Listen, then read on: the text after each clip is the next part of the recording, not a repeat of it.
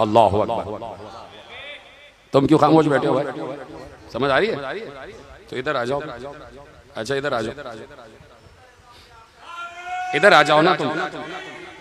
सामने नहीं बैठा करो, सामने नहीं बैठा करो।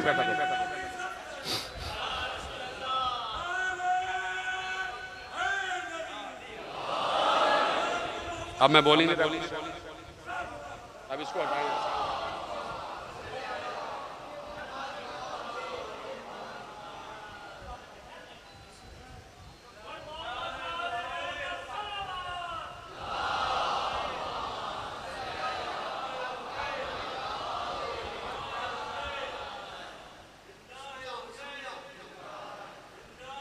सुनना है तो इसको हटा दे यहाँ से।